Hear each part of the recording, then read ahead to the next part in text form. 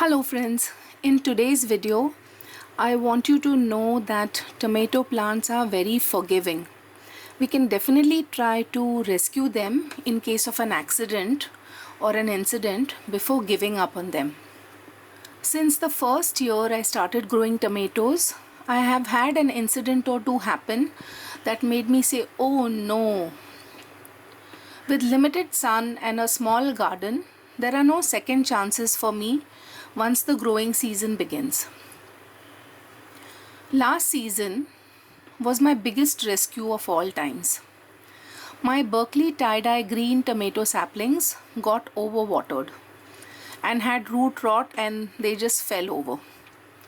This was because we had rain almost all through September with hardly any sun. If there was enough sun, the water from the pots or the seedling trays would have got evaporated and then the seedlings would not have suffered this fate.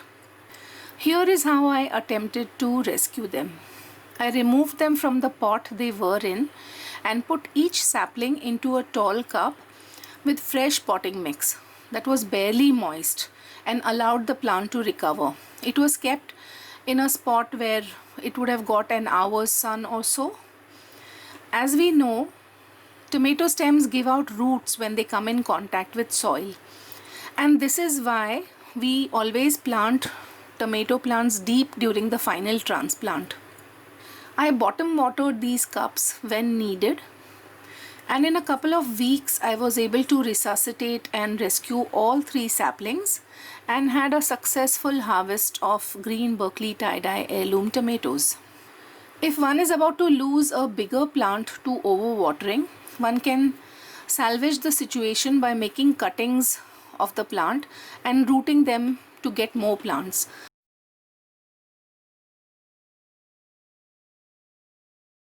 My next big rescue as a beginner was in my very first year trying to grow large heirloom tomatoes.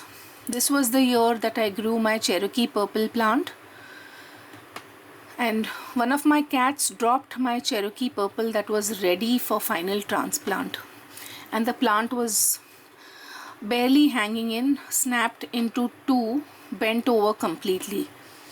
I was so upset I didn't take a photo at that time. I thought, here goes my tomato season, because this was my first year. I didn't have 8-10 varieties. It was just one variety that I was experimenting with. Now, since I had nothing to lose, what I did was I sellotaped the plant to make it stand upright again and transplanted it deep into the 18 by 16 inch pot that you see here. And by the grace of God, the plant took off and produced for me. When I finally uprooted the plant after I was done harvesting, I saw that the stem had developed roots above the sellotaped portion. Then came the season when I grew the Aunt Ruby's German green tomato. Midway into the season, the plant was affected by leaf curl and the plant just stops growing. It's a very frustrating occurrence, but it happens. So I gave the plant a major haircut, trimmed back all the branches 6 inches below the affected parts, wiping the pruners each time with rubbing alcohol before cutting the next stem. Lo and behold, the plant grew back without incident, and I had one of my biggest heirloom tomato harvests.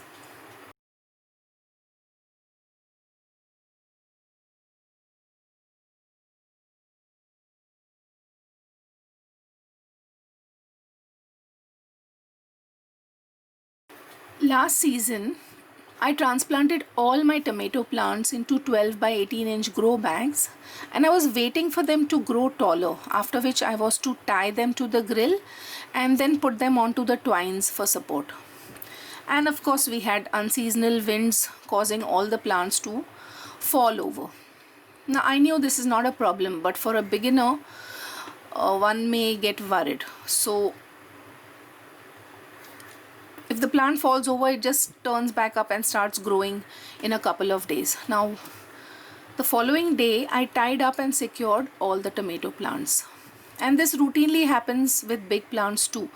Once the plants get so tall and you are unable to tie them, they just fall over and continue to grow. I hope that this video was helpful and I was successful in telling you not to lose hope when tomato accidents happen in the garden. Do share your experiences with tomato rescues in the comments. Happy gardening!